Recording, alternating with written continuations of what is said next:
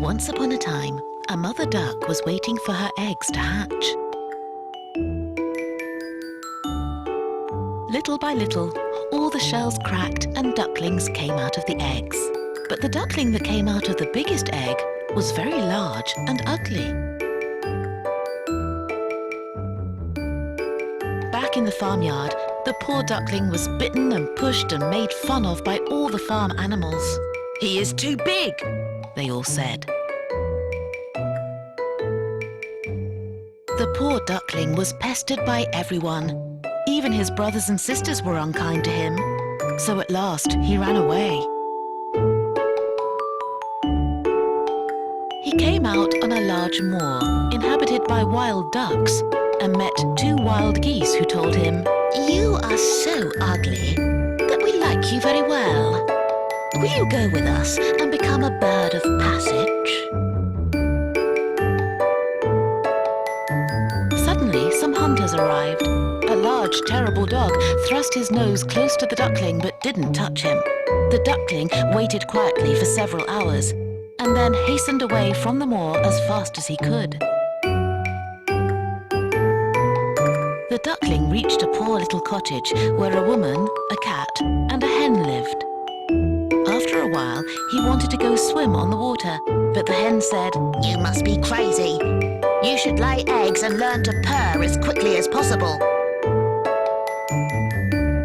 Desperate, the duckling left the cottage and soon found water on which he could swim and dive, but was avoided by all the other animals because of his ugly appearance. Autumn came, and the raven stood on the ferns crying, "Caw, caw!"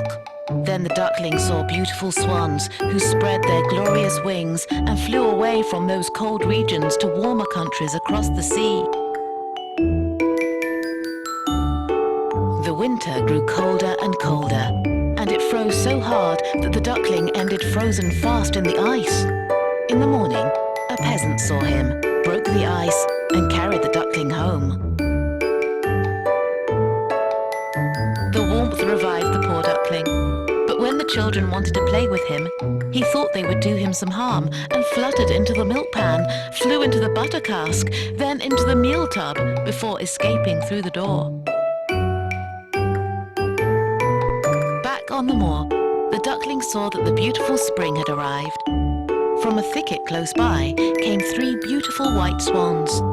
He thought they wanted to mock him, but when he bent his head down, he saw in the water below that he was no longer a dark grey bird, ugly and disagreeable to look at, but a graceful and beautiful swan. Some children came and threw bread and cake into the water. "See!" cried the youngest. "There is a new one! He is the most beautiful of all! He is so young and pretty!" The swan rustled his feathers and cried joyfully from the depths of his heart. "I never dreamed of such happiness as this while I was an ugly duckling."